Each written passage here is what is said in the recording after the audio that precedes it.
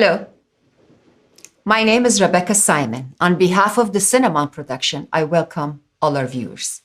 شلام عليكم. أنا ريبيكا سايمون من السينما برودكشن قبولكم مشينا. أرخن وديوب داوي أسيا هومان نورچشم. إنا هم زمتم دوية بليشانت إنجلس. Our guest today is Dr. Hooman Noorchashm, who is a physician scientist, an immunologist, a cardiothoracic surgeon, a patient advocate, and a public health policy activist. Dr. Hooman got his PhD and MD from University of Pennsylvania and has been a faculty member at UPenn, Harvard Medical School, and another university. Dr. Noorchashm in 2013 was struck with a tragedy. His wife, Dr. Amy Reed, was struck with cancer. And as a result, both of them became activists on behalf of other patients. He founded his not-for-profit organization named American Patient Defense Union. He has authored more than 65 articles that have been published by peer-reviewed journals. He appeared about 2 weeks ago on Fox News' most watched, most popular show, The Tucker Carlson Tonight. Our discussion with Dr. Noorchashm will be about his activism, will be about his views on the vaccine and what he's doing about them. آقای دکتر نورچشم، سلام، درود بر شما. خیلی خوشحالیم که امروز میشینیم با شما صحبت میکنیم. بینندگان ما در سینماد پروداکشن در سراسر دنیا آشوریایی هستن که بعضیاشون زبون فارسی صحبت میکنن ولی بعضیاشون صحبت نمیکنن. در نتیجه این مصاحبهمون به زبان انگلیسی خواهد بود.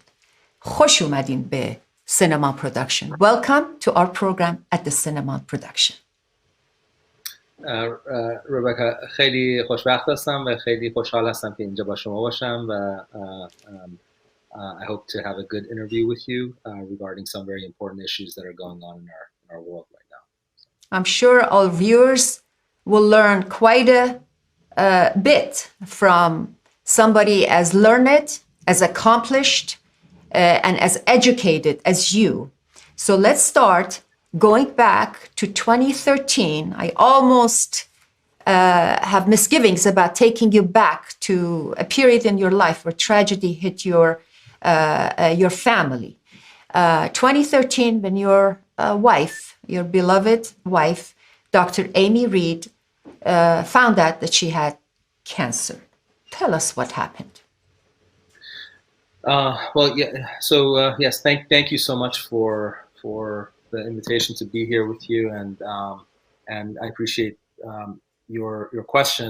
You know, you're absolutely right. The tragedy that befell my family is the reason why I found myself in the public health and public policy advocacy space and the space of activism as a pretty conventional establishment physician scientist, which is the space I resided in before. My wife was Dr. Amy Josephine Reed. She was also an MD PhD, educated at Penn in Philadelphia, and was an anesthesiologist and an intensivist, ultimately a Harvard Medical School faculty herself. She was heavily involved with the treatment of the Boston Marathon bombing victims back in 2013, and really within that time frame was when trouble struck our family, and she was diagnosed with a uterine sarcoma, and this uterine sarcoma unfortunately was subjected to an incorrect and dangerous surgical operation called a morcellation, which a lot of gynecologists in the United States and across the world use and continue to use, frankly, in most of the rest of the world. In the United States, as a result of Amy's activism, this procedure went away. It's called morcellation and essentially involves mincing up a tumor, the uterine fibroid tumors, to get them out of a small incision. And in the process, if there's cancer in there, the cancer spreads and gets converted immediately to a stage 4 cancer from a stage 1 cancer. So it was a catastrophe, and ultimately, despite all of our efforts, it took her life. But it basically catapulted both her and myself into a public health advocacy space. Now, as a background, we were also both immunologists. We've done extensive training, under NIH grants, and we're both immunologists. So a lot of the lessons that we learned, both in interacting with the federal agencies, with the press, and with the public, I was able to bring to bear when the pandemic started to happen and when the vaccine and treatments started to be considered. So, in a sense, the transformation in my life happened with that tragedy, and I hope that in the end, I will be able to sort of demonstrate that out of tragedy, we can create meaning, and out of suffering, meaning could be created. So, anyway, I'm happy to talk to you more about it. Yes. Absolutely true. And I want to mention to our audience that you have 6 children. The youngest is 8. So this not only it's a very hard event and a tragedy. I'm a mother myself, and I cannot imagine my kids at such a young age not having their mother around. But Yes. I know you're doing a good job. Thank you. No, I mean, it's I think the kids are absolutely incredible kids. They're very smart. They're extremely resilient. They have a lot of their mother's, strength of character and courage in them, and absolutely accomplished and healthy and wonderful kids. So, That's very proud to be wonderful. there today. Doctor, this whole pandemic, as is revealed now, most likely started with the gain of function research at the Wuhan Institute of Virology in Wuhan, China. That's what is coming down the pike in the news media. Why are we doing gain of function research? What's the benefit of that? Well, look, I think that the virus clearly originated from Wuhan, and it's very likely that it originated from the Wuhan Institute of Virology. I think the data is pointing in all in that direction.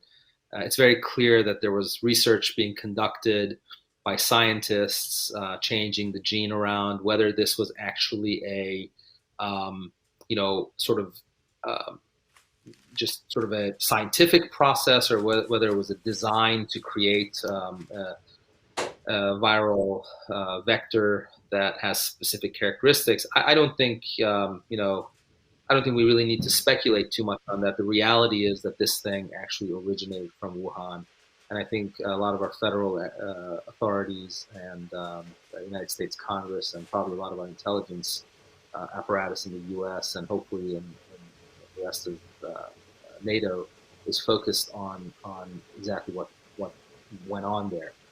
The thing that I find extremely concerning, however, is that is not so much the origin of it. There's no question this virus has, it's a pandemic virus, and it actually does have deadly potential for, minority subset of people. About 5.5% of people, die from this, particularly the vulnerable. Up to 10% of people get infected by it, get pretty significantly affected and harmed, even though they don't die. So it's actually, it's a pretty difficult virus to be dealing with on a global scale. So it is a pandemic virus. It came from Wuhan. Those are facts we know. But one thing that I think we haven't focused on sufficiently is why it is that the Chinese COVID incidence curve outside of Wuhan is so flat. That really, the only scientific explanation for that is immunity. That is, that the general Chinese population outside of Wuhan seems to be immune. Really, there's no other good explanation to why it is that they're doing so well. Now, some folks in the United States and have suggested that China is an authoritarian system, and they're hiding the information about their deaths from us. I don't think that will be possible. I mean, if you think about the scale of deaths that happen in New York City and Los Angeles, and places like northern Italy, you know, where we have cities like Beijing and Shanghai in China, where people are literally packed in like sardines. There's a country of 1.4 billion people in China, and the scale of death would have been on the order of millions, and it's very hard to hide millions of deaths if it was happening. So I really think that we really, as a nation in the United States, as well as all of our NATO allies and friends across the world, should be really thinking about why it is that China seems to have a flat COVID incidence curve. I mean, they have a flat curve. Now, we can adhere to this idea that maybe they're all dying and we're just not seeing it. They're not letting us know. But I think if we're wrong about that, I think we stand to lose. We stand to lose a pretty big clue as to what is actually going on in reality.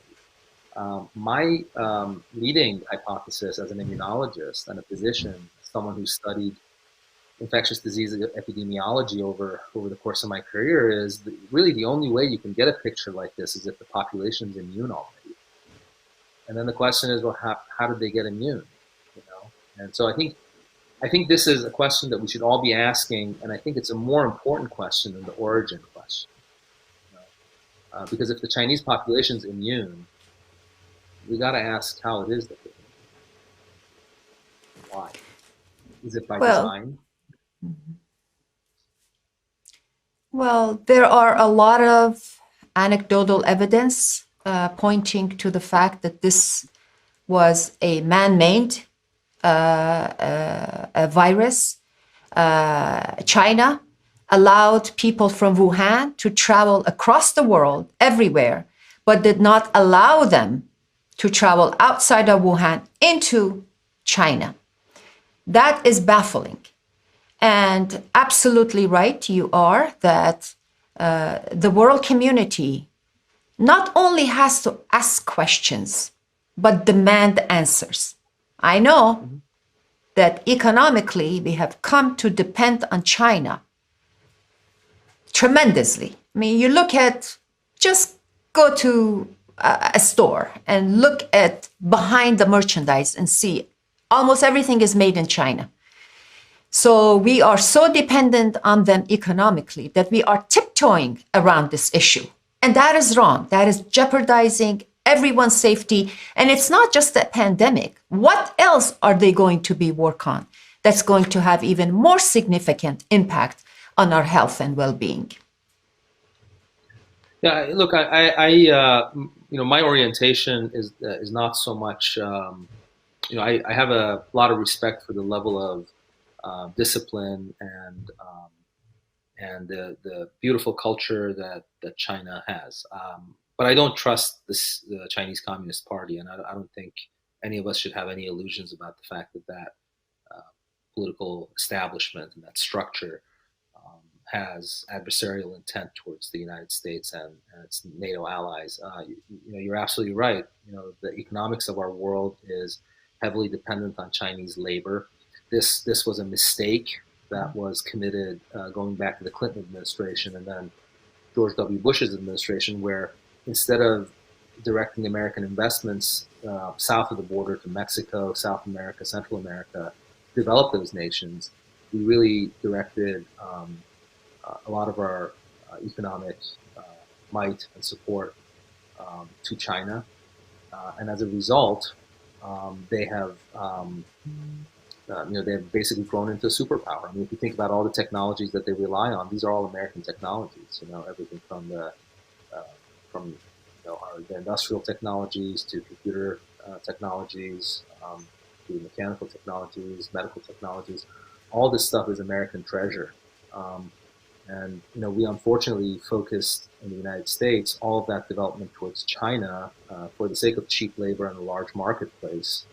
And we ignored Mexico, we ignored South and Central America, where we should have been focusing our development, economic development projects. And now here we are, those countries are completely decimated. Our southern border is completely compromised as a result of that level of ignorance. And this all came from this is basically the Bill Clinton's legacy and George W. Bush's legacy. So, and I, again, you know, there's some very good things about both those administrations that we could point to, but I think opening the door to Chinese development was a critical national security error that they made, and we're living the consequences of that.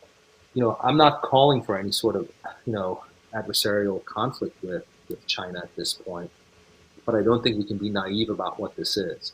You know, if you recall, back in around Christmas of 2019, Kim Jong-un had a meeting with President Trump where he promised that they have a so-called Christmas present for us. Do you remember that? Yes. And then fast forward to the spring of 2020, when President Xi of China went to Wuhan, and basically in one of his speeches said to the people of Wuhan that this is a people's war.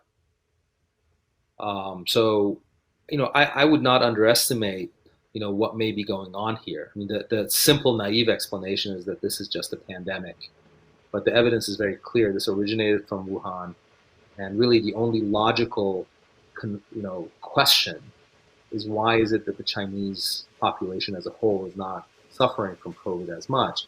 And I don't buy this idea that, oh, they had 6 weeks worth of lockdowns and they were able to contain the virus so much better than us. This is a virus, and it's not, you know, a 6 week lockdown in a city like Beijing or Shanghai is not going to contain a virus. You know, if this was really truly a quote unquote pandemic to which they were not immune, we should have been seeing millions of Chinese people dead too, you know, and we're just not seeing that. And I think we shouldn't fool ourselves into believing that they're just dying and the authoritarian system is hiding deaths from the rest of the world. I think that certainly should be looked into. And I want to reiterate again what you said, that we think that the Chinese people are as much victims of this pandemic and of their communist regime in their country. So we have nothing against the Chinese people. They are actually victims too. Well, certainly, people from Americans who are of Chinese descent really clearly are you know, dissidents and people who escaped communist China. That they are Americans, and you know, we all should have a high degree of respect. I mean, you know, I myself am Iranian. You know, my parents are Iranian, and so I think that we live in a pluralistic society. This is not about China, you know, Americans of Chinese descent. It's not about any individual Chinese person in China, but the reality is that the Chinese Communist Party actually does have a lot of potential for stoking patriotism. I don't know if you had a chance to watch President Xi's speech yesterday at the 100th anniversary of the Chinese Communist Party. That was quite an impressive demonstration of patriotism on the part of the people of China for their government. So I wouldn't underestimate how much patriotism exists in China, while in the United States and with our Western allies, there's a tremendous amount of division. So we are not a united nation in the United States anymore. We're extremely polarized. We're tearing each other apart.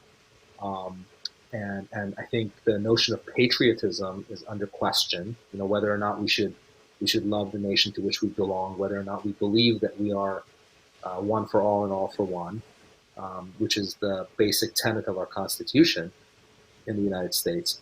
The Chinese are very united. The people are extremely patriotic, and I think that, you know, kudos to them, of course. But you know, I wish I could say the same thing about the United States. And we're probably a laughingstock to the Chinese, because our leaders from one side of the political aisle promote anti-Americanism, promote anti-patriotism, promote that the other half of the country is racist and does not want to live in peace with certain groups of various skin colors, national origin, religion. Unfortunately, this division, just like the Wuhan virus, is man-made, here in America. And this does not bode well. I agree with you. I mean, look, I think it's a complex problem, obviously, right? I think no nation exists without troubles and wounds, and there certainly is. It's certainly a fact that the United States, just like any other nation, has in its history periods of time where things have happened that are not necessarily consistent with the principles of justice. But I don't think that justifies division. It doesn't justify tearing each other apart, tearing each other down. I think fundamentally we have to develop respect for each other and meet each other where we are. I think people's experiences are different, and that's one of the beauties of America has been from its inception. This idea that it is a plural, it is designed to be a pluralistic society.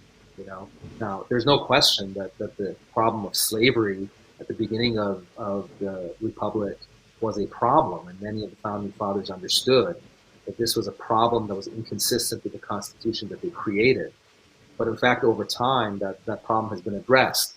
I'm not necessarily saying that injustice isn't happening today. I'm sure that it is, but I don't think it justifies tearing down the whole system or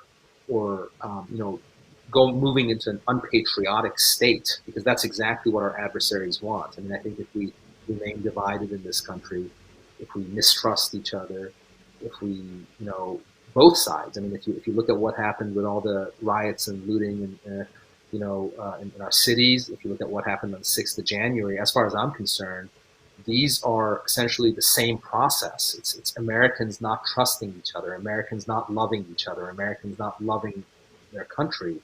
And I think this is exactly what external adversaries want us to be doing. They want us to be doing. We're handing him a gift, Doctor. Civil discourse is out the window. We no longer state our differences of opinion, but we name call, we burn down, we take down statues, we ban books, we accuse each other of crimes and racism and so much. We crawl up the walls of the United States Congress and fly Confederate flags. Look, it goes both ways, and I think unless we can actually unite, unless we can find the center, unless we can actually sort of accept each other as Americans, accept each other's differences, and understand that this society was designed to be a pluralistic society where we can actually tolerate each other's, not just tolerate each other's differences, but accept each other as we are and where we are, then I think we're destined to fall if that continues. And I don't think that our adversaries are naive to this. I don't think the Chinese are. The Chinese have been studying us for quite some time. So I think all this discourse needs to end. This division needs to end. The polarization needs to end. The self-hate needs to end. On both sides of the spectrum. I'm not just pointing a finger to the left or to the right. I think this is a problem. We have a situation where this pandemic has been imposed on us from the outside. It came from a very specific place, and that place seems to be doing just fine. So we have to understand that China is, rising to be a global superpower, and they are poised to take the reins of control on global order. If you listen to President Xi's speech, that's exactly what he says. They're showing their cards. They are extreme. They know exactly what they're doing. There's such a vast contrast between how he talks about his country and how our president talks about our country. And we have a far freer and better country than they do, in my opinion, because I don't advocate for communism. But it's not just that the Chinese have released or accidentally the virus escaped or they released it. It's just that Dr. Fauci knew about the risks of gain of function. He funded the Wuhan Institute of Virology, and in his 2012 statement, he said, research on gain of function basically warrants doing it, and the risk of pandemic in relation to the research is really nothing. It's okay if we have a risk of the pandemic as long as we do the research. Is it really only the Chinese fault? Do we have a finger in this? Can we blame our government as well for doing this to the world? In a way, we've been an accomplice. I mean, Dr.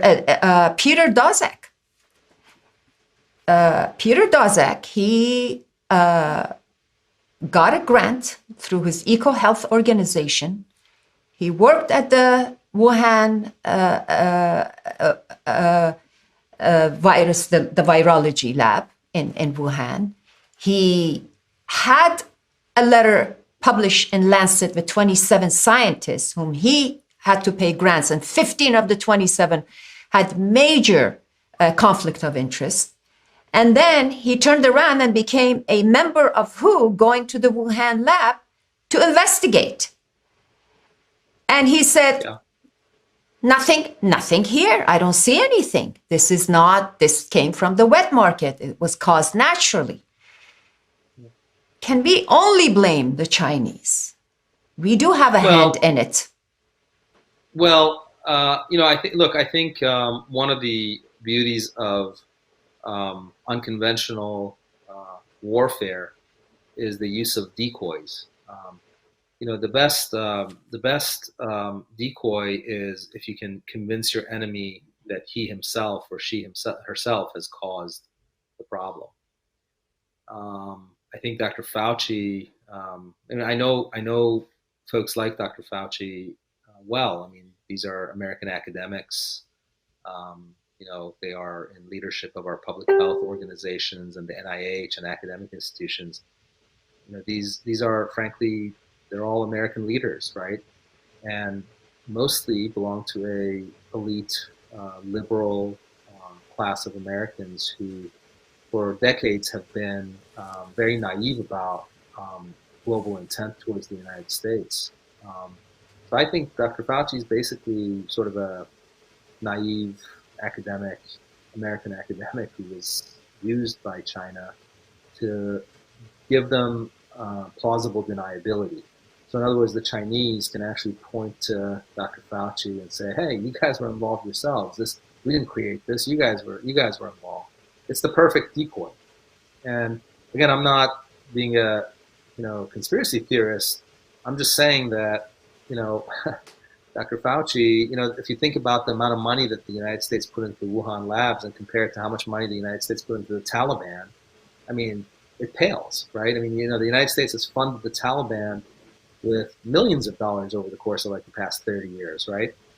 The Wuhan lab was what? I mean, $250,000, $500,000. It's really nothing, And these scientists were all sort of thinking they're collaborating. I mean, these are liberal academics from the Northeast, basically, who think we should collaborate with each other and with everyone for the benefit of humanity, right?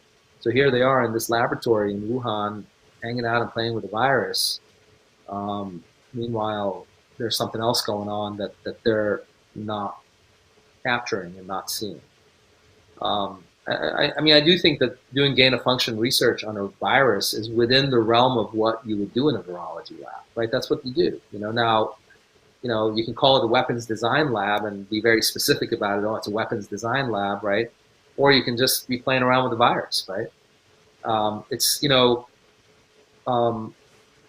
think unconventional warfare is unconventional warfare, and we should just be careful about allowing them to use even Dr. Fauci as a pawn. I think it would be a mistake if we continue to tear each other apart. And I had a conversation with Tucker Carlson on his Today Show. I don't ascribe to. I do think that it's unfortunate that the United States was involved with gain-of-function research and even involved with the Wuhan lab. But I don't think it's wise for us to continue to tear each other apart. I think the only way we can stand a chance of doing appropriate damage control is to unite and find the center, because the enemy's at the gate. And it's very, very clear what's going on. All you need to do is really listen to President Xi's speech yesterday. I think every American and every citizen of NATO countries should listen to that speech, because to me that sounded like a battle cry. Well, you know, Hitler in his book, Mein Kampf, he put down what he wants to do. And you're right, nobody listened.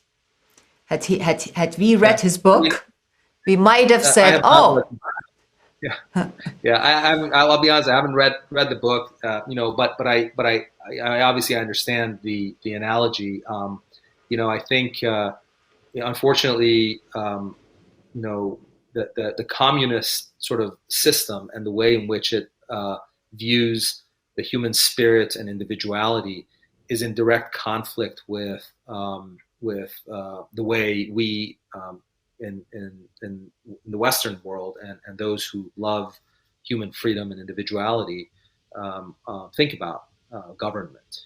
And I think that there's a direct point of conflict. I mean, I have a tremendous amount of respect for the Chinese culture. I think it's a beautiful culture. I have a tremendous amount of respect for Americans of Chinese heritage, just as I have respect for every American who comes from every corner of the world.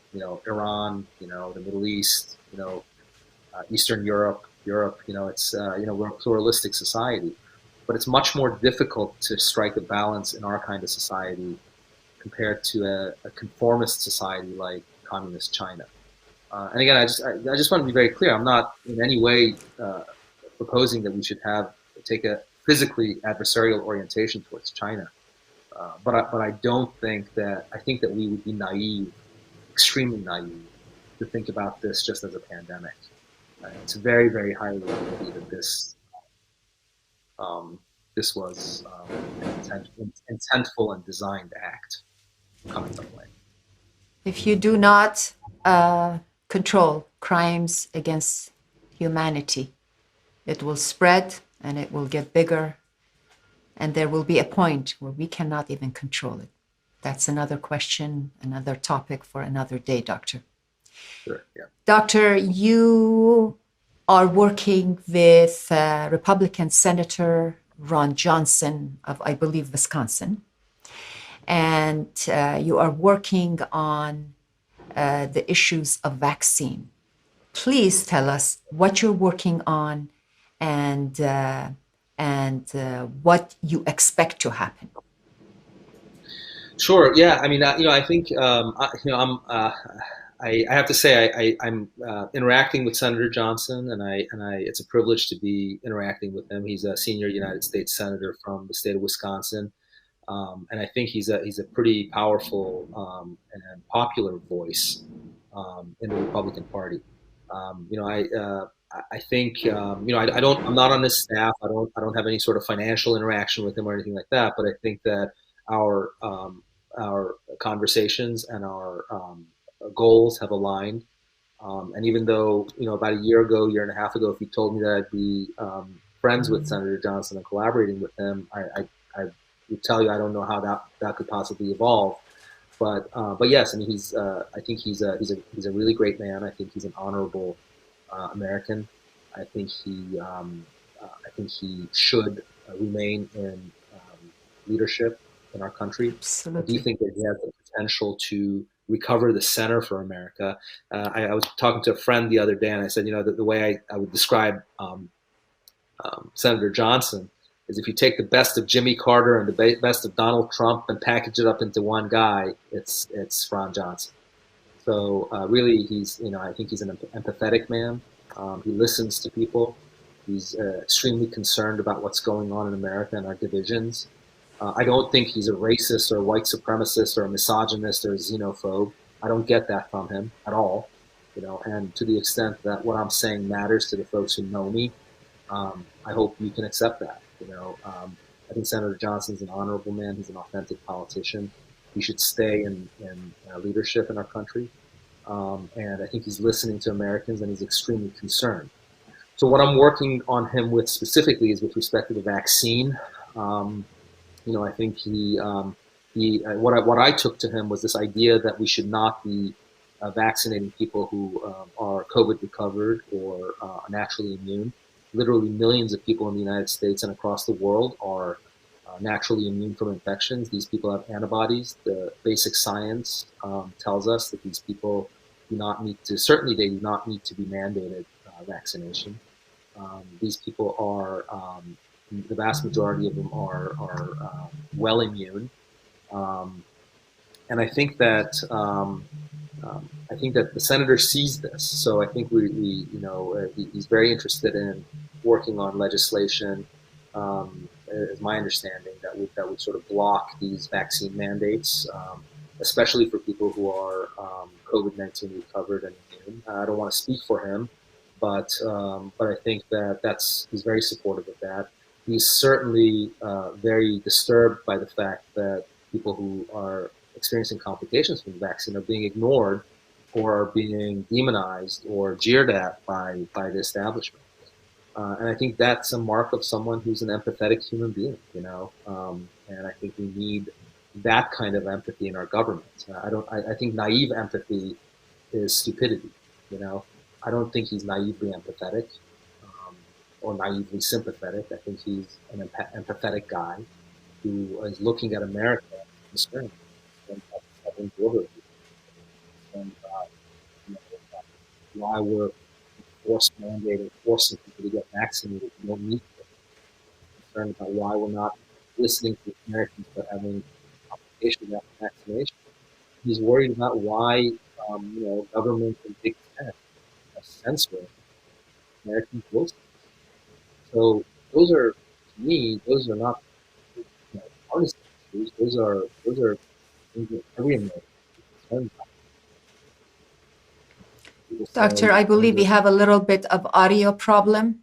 We have a hard time listening to you, hearing you. But I just want to say that. Sorry, How Doctor. much of what I said did you miss? I'm sorry. How much of what I said did you miss? Most of it we heard. Just the last few sentences. Now your audio works better. Okay, good. I just think.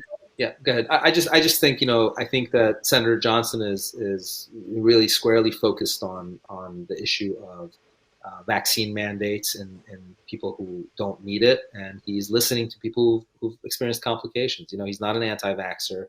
He supported Operation Warp Speed and celebrated their success at developing this vaccine, which is one of the most amazing technologies we've developed in the United States. So.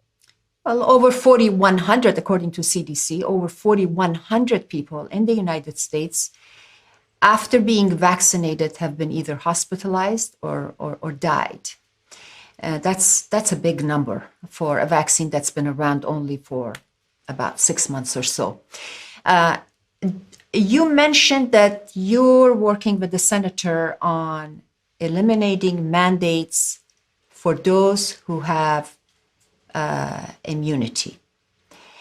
I have two questions. Number one, do you discuss or are working towards having people who don't want to take the vaccine, whether they're immune or not?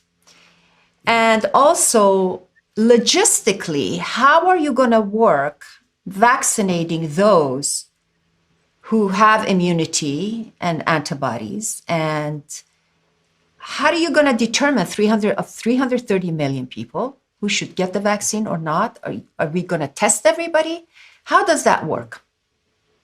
So look, the idea of mandating any sort of medical procedure on anyone, I think it really goes against the sort of medical ethical principle of autonomy. One of the principles of medical ethics, ethical medical practice, is that you have to respect people's autonomy. You can't do anything to anyone against their will. Now, if some people argue, well, you make people stop at a red light, and that's true, but that comes about as a result of the public accepting that law and understanding why it is that you're supposed to stop at a red light, right? So you can't mandate something in a democratic republic like ours if there are people who just don't agree with it for whatever reason. It may be that they're naturally immune, or maybe that they don't trust the vaccine, right? And the reality is, if the democracy doesn't accept something that's actually right and necessary, and it causes harm to the republic, well, that's part of the process of living in a democratic republic. So I think the cost of sort of eroding trust and eroding these principles of democratic governance in mandating a vaccine is much, much greater than the benefit. So if 50% of the population doesn't trust the government, that's a problem in democracy, right? So you don't want to create a situation where you're mandating something and half the population is basically saying, we don't trust the government. We're not American anymore. Basically, we're living in China now, right? And that's a problem with the mandate, right? So I oppose the mandates on principle, not only because it's a violation of medical ethics, but because I think it actually tears at the fabric of our society. Not because I think the vaccine is dangerous. I think that this vaccine is one of the most effective vaccines ever created. I think that we're in the middle of a pandemic and we should be very circumspect about how we use it, but we should use it. We should tell Americans and let people know that this actually is a tool and a defensive weapon that could actually save many of us from dying. You're absolutely right. 4,000, 5,000 people have been harmed or dead in VAERS. These may or may not be causal. We don't know. VAERS doesn't tell you if there's causality. But in reality, I don't think we should ignore the fact that 500,000 Americans are also dead from the natural infection. So it's really a balancing act, right? And I think really the best we could do is we could respect our principles, which means that we should actually respect people's sort of autonomy, both from a medical perspective as well as from a democratic republic perspective, where you can't force people to do anything against their will.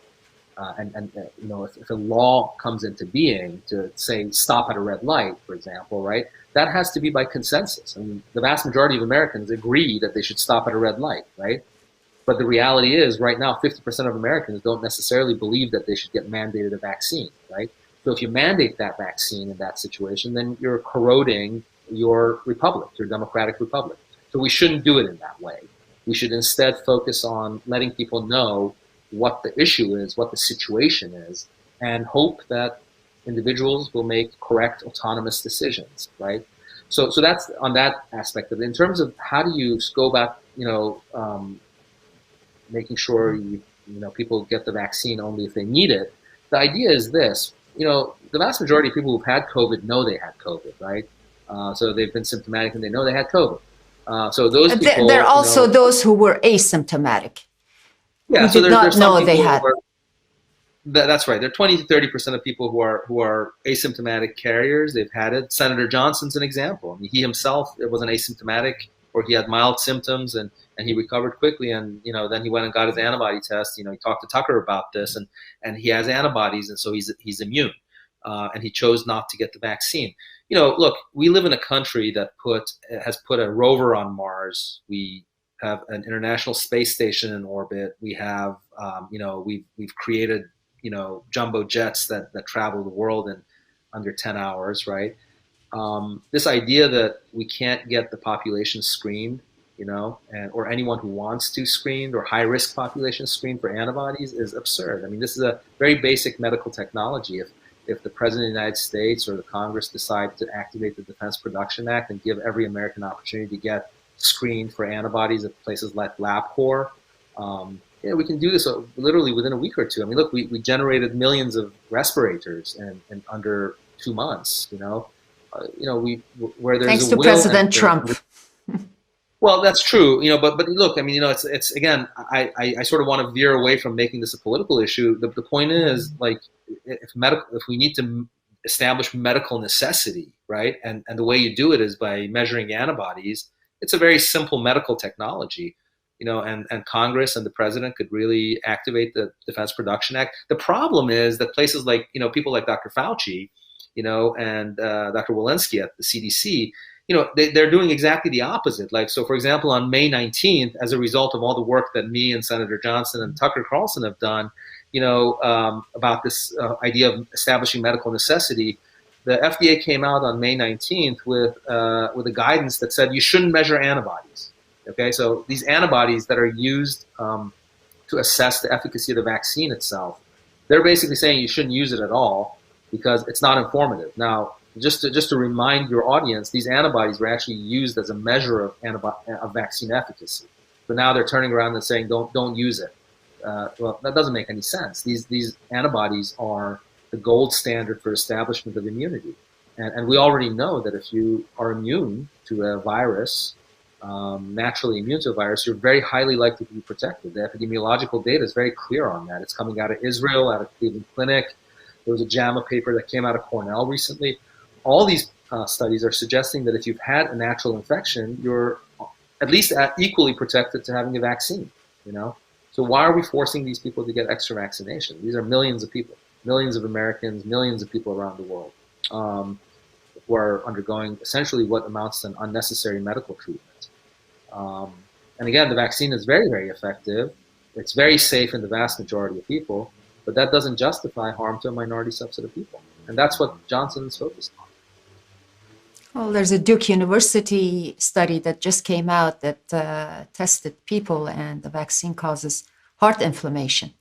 And half of people in Israel who are vaccinated are struck with the Delta variant.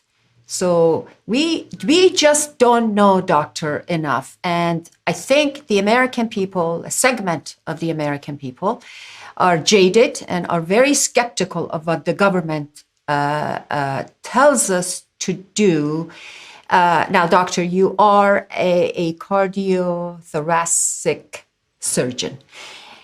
If a patient comes to you and with a heart problem or a lung problem that you have to do surgery on, do you bribe them with lottery, with tickets to baseball games and free McDonald's?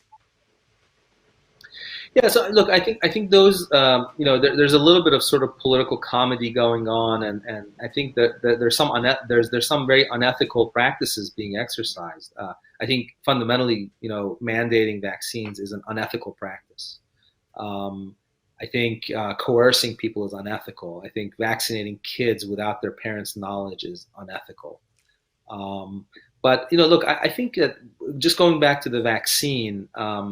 The vaccine is made using the spike protein, and the spike protein is what causes some of the problems that the virus itself causes.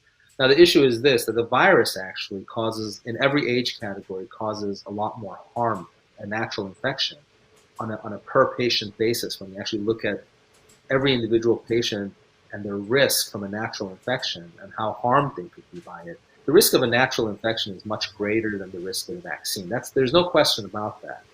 The issue is you can't say, okay, the benefit outweighs the risk, therefore we're just going to accept the risk even if it's an avoidable risk. Yet it's sort of like the car seat belt, right? When you wear a seat belt in a car, every trauma surgeon will tell you that there's a range of injuries that the seat belt itself could cause, right?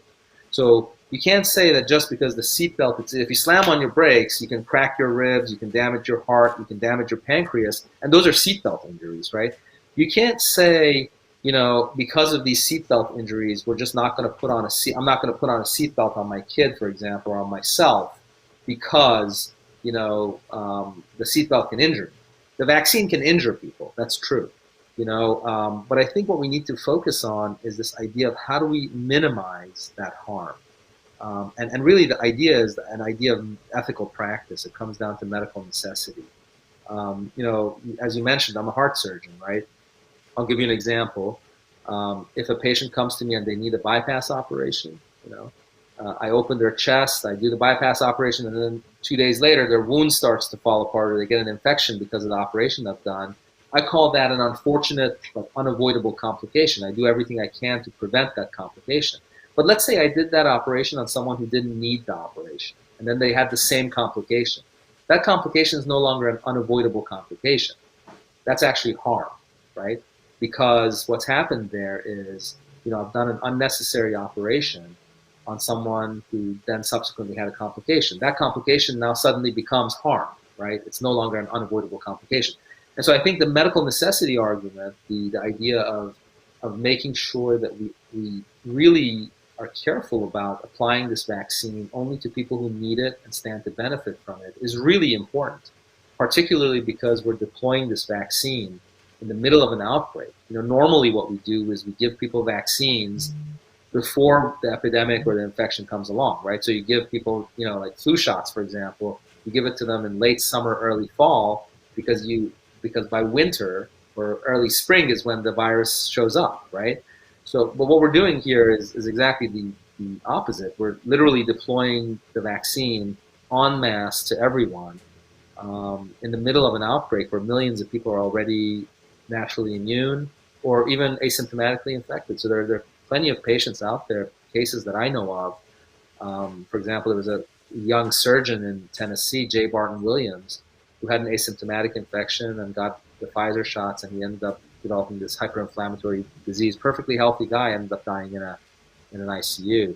He was a Harvard graduate, orthopedic surgeon, in Tennessee. Really tragic case, and there are many cases like that around the country.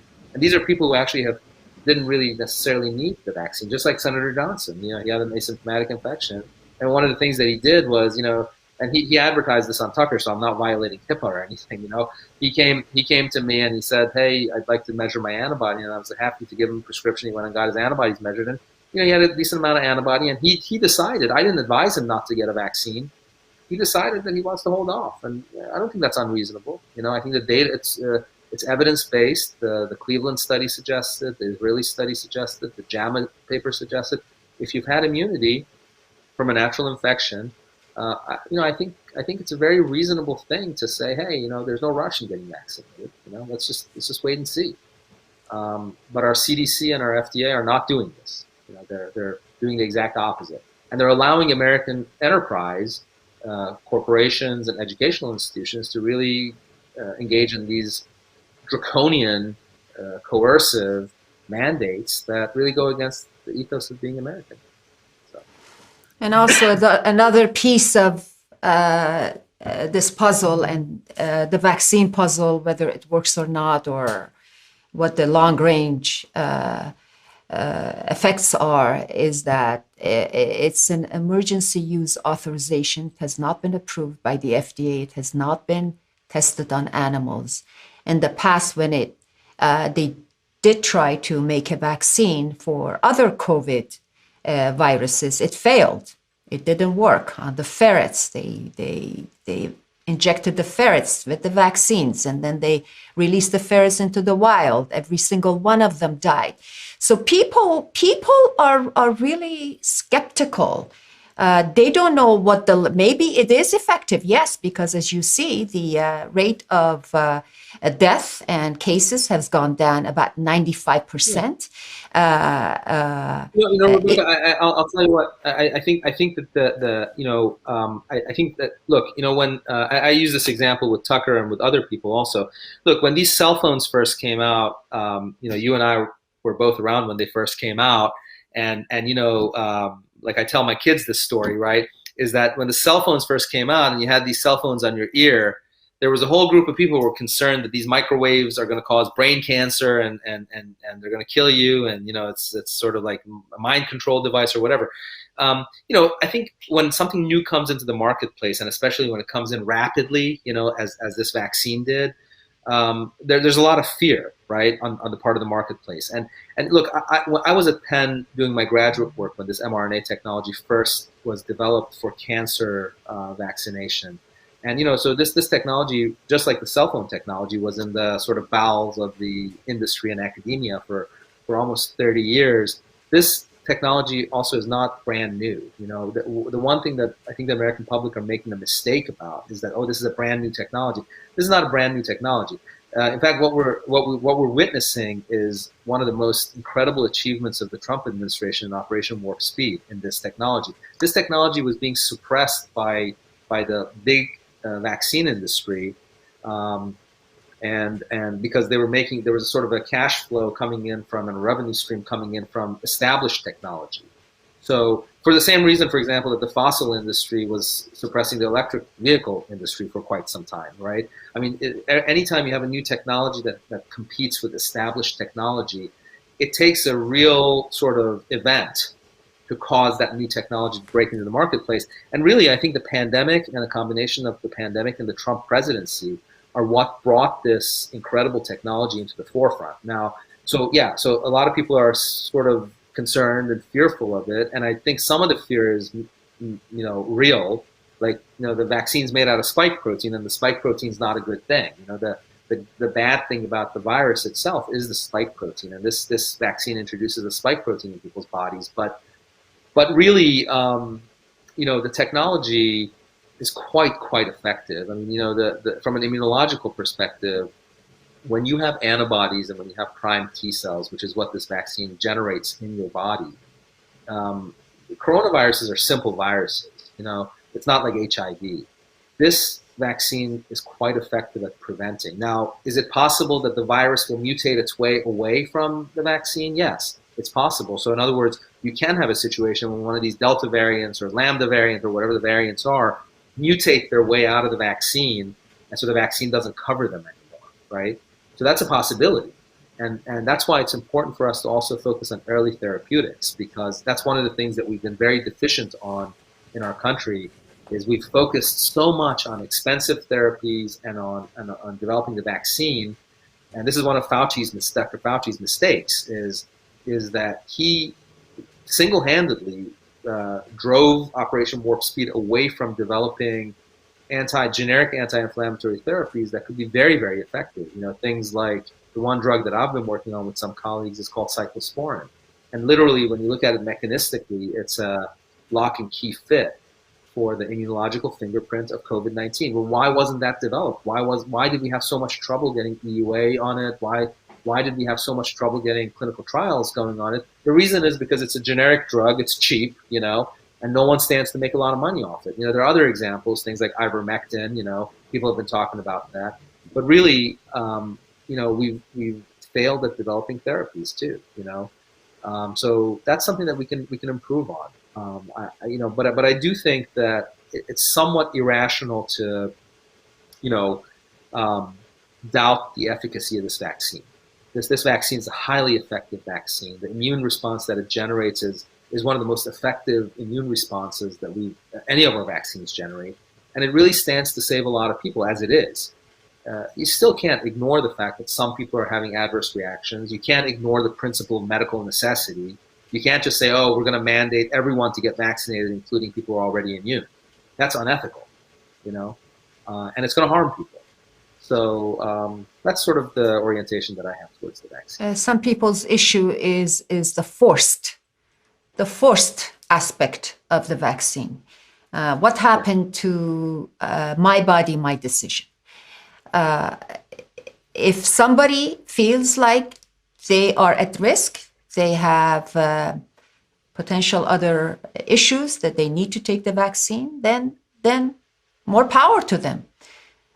Children and those who do not want to take the vaccine, they should be allowed not to take the vaccine. And that's the whole issue with a segment of the American people who, first of all, they don't trust their government. The cartel of the high tech, the media, and the government, this collaboration they have to silence voices. You can't even talk about hydroxychloroquine. You cannot. You'll be banned from platforms. And that idea by itself is making things more difficult. And so here we are, the cases are down, but we're not off the hook. They're talking about Delta variant. Now, doctor, as an immunologist, when there is a variant of an original a virus, the COVID-19, the variant Delta, is it true that the variant could be more transmittable, but much more mild and less deadly? So I think a lot of people have sort of talked about that idea. Look, these variants are being generated randomly, right? And so there's this idea out there that the virus doesn't want to kill its host, right? Because if you kill your host, then it's not a good host for you. The viruses don't think. Viruses aren't like human beings. They're not sitting there thinking anything, right? They're randomly mutating. And when you have billions of people, who are susceptible to getting infection, you're going to get a lot of random mutations. And some of these are going to be less effective. Some are going to be more effective. But the reality is the ones, if you vaccinate the population, the ones that can bypass the vaccine immunity are the ones that are going to, be making people susceptible to infection.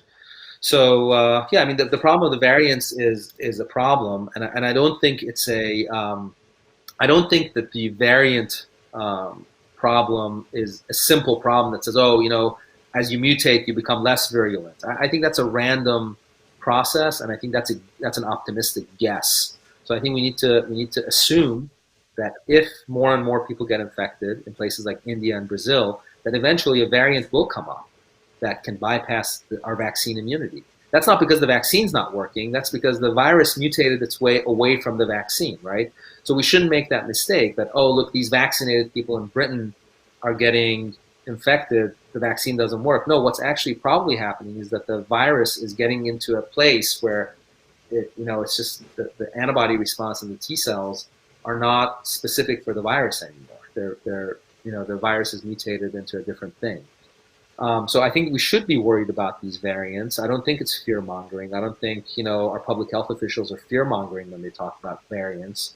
I think it's a real problem, and it actually is a real reason why we should be investing in early therapeutics at this point. Because there's no way if a variant does come up, let's say one of these Delta variants does bypass vaccine immunity, there's no way we can make enough new vaccine to protect people. So you're really stuck with a situation where you have to actually treat people, except we don't have any good treatments. So, Doctor, my last question to you is, do you know on the previous pandemics what the duration of the pandemic was? So I think that the 1918 flu pandemic is a good example, and I think that particular one lasted for a little over a year. The problem that we have here now, right, is that we live in a much more complex world. I mean, first of all, the world's population is like 3 or 4 times higher than, maybe even more than 1918. Secondly, our societies are much more complex. Our transportation grids are much more complex. People move around a lot more quickly. So it's a different dynamic, and frankly, more people are susceptible to infection. So really, this problem of variants is a real problem. I mean, if the more people get infected, the more variants could come up. The variants come up in people's bodies. Like the variants don't come out in thin air.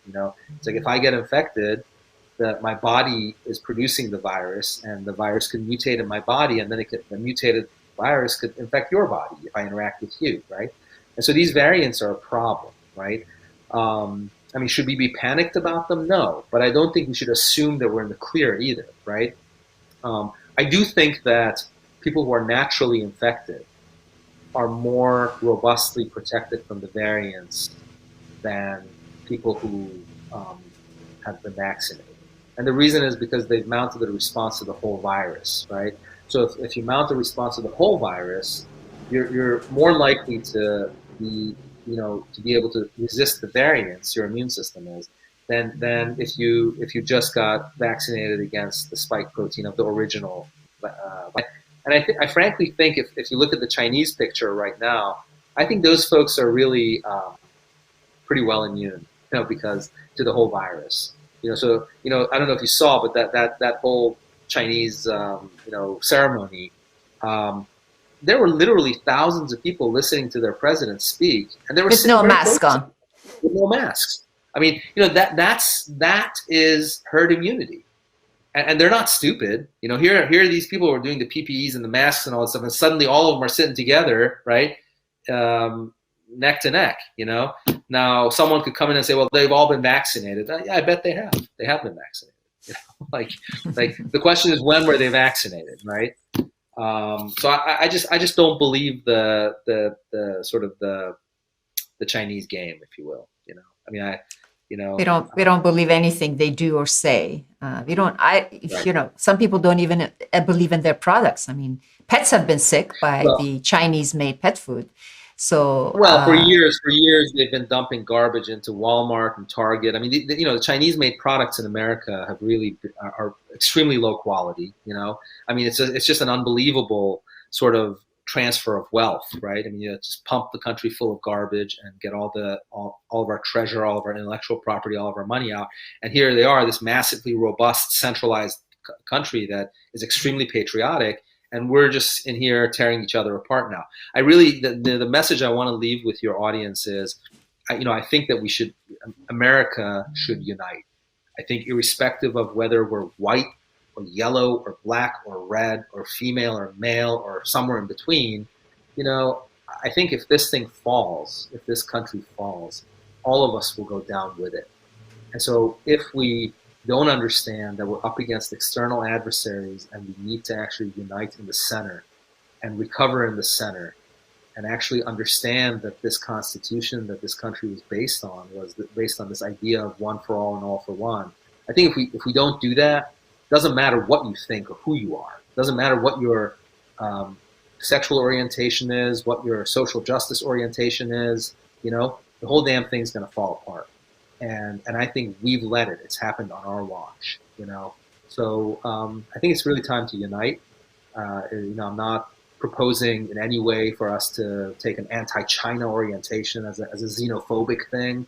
I'm not advocating for, but I am advocating for not pointing fingers at each other and trying to tear each other apart to a point where our entire democracy falls apart. And it doesn't really matter if you're BLM or if you're a Trump supporter, I think we need to find the center. And one of the things I love about Senator Johnson is it seems to me that he is capable of doing that. He's able to recover the center because, like I said, he's like a sort of a cross between Jimmy Carter and Donald Trump. So, the war against division should come from the top first. They're the ones who divide us, and some people just follow them. Amen to that, to the fact that we all should unite as Americans, even though we may have different political ideology. We do not want our country to fall. That should be our aim, our goal, and that's what we should strive for. And unfortunately, I don't hear that message from a lot of our political leaders, from a lot of our media personnel. And unless that's established, we keep getting divided, and I don't know what's going to happen to us. I'll say one thing. I actually have a somewhat different view on that. I think the American democracy starts with the people. Our Constitution starts with the words "we the people." So I really don't care who's up top. I think if every one of us consciously makes a decision, that we have to find the center together, okay? That it's not about my race or yours. It's not about my sexual orientation or yours. It's not about whether I'm a liberal and you're a Democrat. Unless we do that, that's the message that trickles up. I think our politicians respond to the democracy. We've just forgotten that. I think the American people have forgotten that our politicians and our government respond to us, right? To us, right? I mean, it's just that's the nature of the government. Right. So it actually, you're right. There's a lot of division. A lot of people are throwing their own political or alignments. But if the American people understand that our polarization is what's killing us, that could trickle up from grassroots. That's why people like Donald Trump or Bernie Sanders are able to actually sort of, put a dent in the structure of government. Right. The reason is that they actually tap into a populist sentiment, right? And so that populist sentiment that we need to tap into is this idea that we cannot remain divided. If we remain divided, we're going to kill ourselves. We're going to cannibalize each other. We're going to let this system fall and fail, and it'll be such a tragedy. It'll be a tragedy on scale with the fall of Troy in the Iliad. You're so right. You're so right, Doctor. You are an intelligent man, an educated man. You're loving your country. You're patriotic, and that's the message you give. That's a wonderful message, and I hope that others will heed and take this message and think long and hard about working against our country. I mean, the cries of racism, the drumbeat of racism charges is so fierce that even Seattle and California are saying simple math is racist, and that it's a man-made construct, and we should really go back to how Aborigines deal with math and numbers. I mean, to the point where everything has become racist, and you are an intelligent man, you listen, you reject it.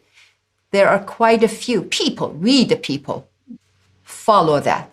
hear it and act upon it. And I wish all of them to open their eyes and look at our beautiful, magnificent country that has served us all very well over 200 years and save it.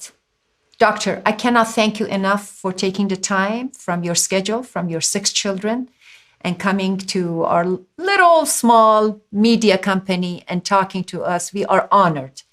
Thank you very much, Doctor. Thank you so much. The honor is mine. It was a privilege, and I hope that your audience found something useful in this conversation. متشکرم آقای دکتر. روز خوبی داشته باشین. خداحافظ. خیلی متشکرم. خداحافظ شما.